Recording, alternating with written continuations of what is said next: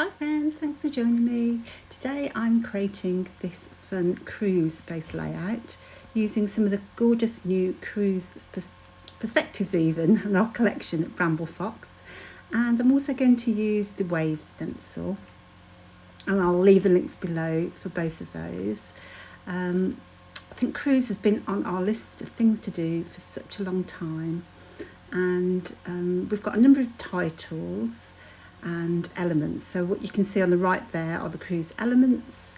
We've got a fun little cruise ship, some portholes and life preservers, very cute, and I'll walk you through those as we go through.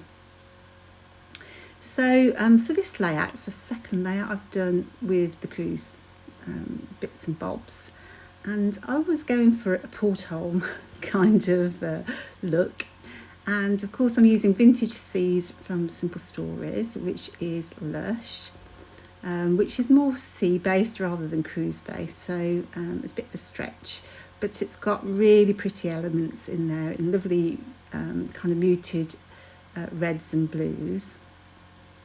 So I say it was my second layout, and I promptly misplaced the die cuts that went with it. So as I was making this, I was a bit challenged because I know I've got lots of die cuts, but couldn't find them. So anyway, I'm going to use the wave stencil, and I can't remember the number of this, but I will leave the link below. And I love this stencil because you can twist it and flip it, and you get different types of waves. On my previous videos, I have used the edges to make waves. So you get different types of waves on there, and it's just one of those things, once you've got it in your stash, you can come back to it again and again. I've seen some great layouts on Bramble Fox Friends using this stencil. It's just really handy. As I say, there's different types of waves on there, and I think I've seen people, using it as sky, just as, kind of a background and so on. In fact, in our cruise collection, what did I call it again? Bon Voyage, that's the word. You can see all the different designs. We've got some paper snips, that mini stencil you can see on the right, left there even. Oh, it's very hot here at the moment, so I hope you can't hear my fan. I did try and switch it off and then promptly melted within 5 minutes. So I've also picked out some 49 and Market elements, mainly because, as I mentioned, I couldn't find the die cuts for this collection. I have found them now. I must have left them when I took them to photograph the last layout. So as always, I'm turning to my shimmers just to add a little bit more colour. So I've used, what's the new Distress Oxide called? Let me have a look. Uncharted Mariner.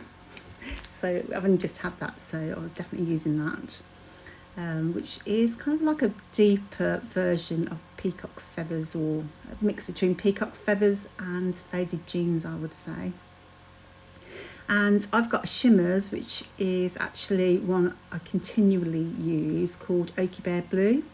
I got that in a colour kit from Hip Kit Club a long time ago, and I've used it lots and lots, and as you can see, I've barely touched the sides of it. So if you've never tried shimmers before, I do suggest giving those a go, because they are just like using a watercolour paint, so as easy to use as that, but you do get that lovely little sparkle and shimmer from them. So yeah, I do use Oaky Bear Blue because I tend to use kind of more teal type blues, and depending on how much water you add, you'll get different shades of blue that just seem to go with everything, or everything I do. Although I have got some mint ones now, which might just push it out to my first place. So I have the lighthouse there, which my apologies, took out of the, I had the collector's kit for this particular collection, and I think they have like these large page elements, so that I can't remember what they call them, but they just, so that you could put together a page very quickly. And I've fussy cut the ship's wheel, from one of the 2x4 cards, I believe. Again, just because I'd forgotten or I'd lost my die cuts. Sorry about that, I had to go and let the dog in.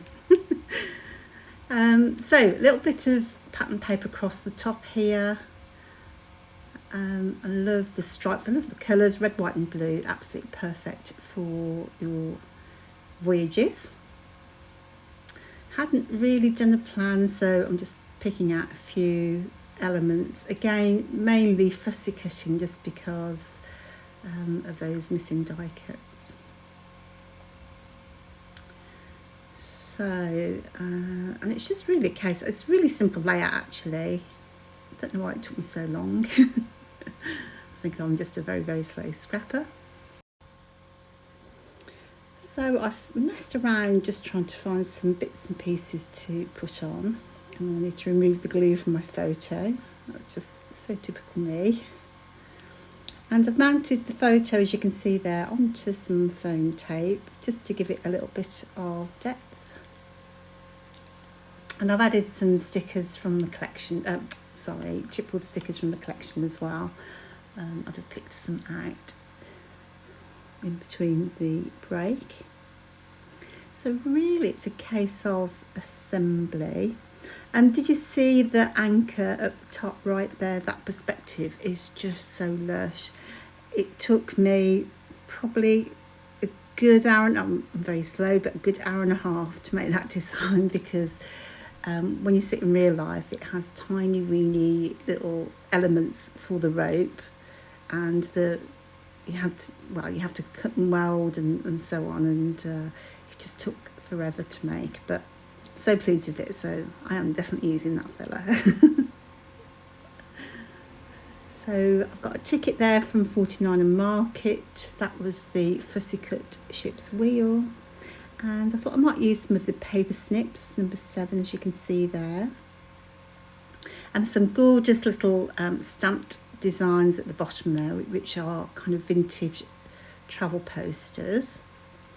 And also on this set are some DIY elements, so that you can make some DIY epoxy flare. So I'll show you how later on to do that. But with all my paper snips, I do tend to get my trimmer out and trim them all up, and then just store them in some empty packaging, just because, you know, it's always a bit of a faff to get your trimmer out and then not get your trimmer out. Or is that just me? So I'll pop them all into some packaging to keep them safe. I keep the banner just so you know what number you have, so it's very easy to store like that. And so I've got some empty packaging, and I've just got them all labelled up, or with the paper snip header showing. So it's just easy peasy. Next time I want a little journal word, I can just pull one out. I don't tend to cut the individual phrases out, just the strips, because it takes 2 seconds to trim them with your scissors. So it's just really a case now of messing around with the placement. So that stamp is going over the top there, because I love vintage travel posters. So I did want to include one if I could. And I love the welcome aboard design. You know, when you get a burst of inspiration, this is one of those moments. So I just thought it was really cute. So let me tell you about my photo. It's from our honeymoon, the one and only cruise I've been on. So we were originally going on safari and getting married abroad. So they started shooting tourists in wherever it was we were going to go. So we had to switch to a cruise. And so we did a cruise for the first week, and then we had our honeymoon come wedding in Dominican Republic. So as you board the boat, for those more experienced cruise people, they take that photo. I don't know if anyone's been on this. This is going back 23 years. It's our anniversary today, in fact. So it's the Emerald of the Seas. I think it was a Thompson boat. And we thought we were in the height of luxury, and then we pulled into, I think it was in Antigua. Goodness sake, I was like a little fishing little fishing boat compared to those fancy princess cruises and the carnival. Oh my goodness. Literally, we thought we were in the height of luxury and then realised just, how, how much we weren't.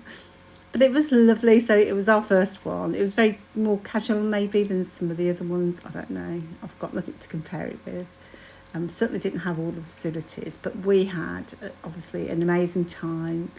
We, they put you on tables with other couples and so on. And so our table was all full of honeymooners or people getting married like us abroad. So we did have a real laugh with these people. So I want to turn that circle into a porthole, and I've got some metallic studs which I'm just going to glue into place. They are actually hot fix crystals, so I could have got my hot fix tool out to put those in place, but I couldn't be bothered. So I am using some Nouveau glue, which seems to stick everything, even though it looks kind of weedy as a glue, like a PVA glue, but it's fantastic. Sticks on perspectives, bits of metal, so very pleased with that. So I'm thinking that looks more like a porthole, but looking back, I'm not sure if I put too many studs on. But as I say, that Nouveau glue also sticks on perspectives fantastically. And I think that was it. And then I decided, because I always like to go over the top, I'm going to put a little bit of stamping at the bottom. I need to break out of my routine really, because I tend to put things in a vertical position. So you can see here, this is vertically under the lighthouse there. So I do tend to do this a lot, so my apologies. You can see all my stamps. I absolutely adore stamps. So I've just got a selection of different things. I think this one is Studio Calico, just to put in a few little textured stamps in the background. And this is going to give me an opportunity just to add a few more embellishments, a bit more detail, rather than just leaving it too white. Nothing wrong with being too white, but... Right, so I mentioned about the epoxy flare, so we'll get out a 1-inch punch. So it's perfectly aligned for your 1-inch circle punch, and you just punch out those elements, and then you get the epoxy flare. Now we are selling this in the shop separately, and since making this one, which was a couple of months ago now, I've started doing this on my paper snips. I have no idea what that dinging noise is. On my paper snips, and so if you have the Foxbox Plus, for example, you will get the paper snips, the exclusive stencil that's new to the shop, and some flare to go on your paper snips. But we do sell the epoxy flare separately at the moment as well. So if you're not a Foxbox Plus subscriber, you can still use them, or you can use them on any 1-inch punched pattern paper or something from one of the other companies. So I'm just, as you can see, just kind of adding a bit of detail to that stamped area with the Oaky Bear blue again, because it's my favourite. I did say that earlier, didn't I? It's my favourite. And one thing I really like to do at the moment is to go back behind my embellishments with a dark colour. So this is why I'm using so much of Oaky Bear blue. It's not really dark, but it's, if you kind of layer it up, you can get a little bit of intensity, but it kind of gives it a bit of a shadow effect, which I absolutely love. So, and I'm just going to extend out that wave scenario just to broaden the main cluster.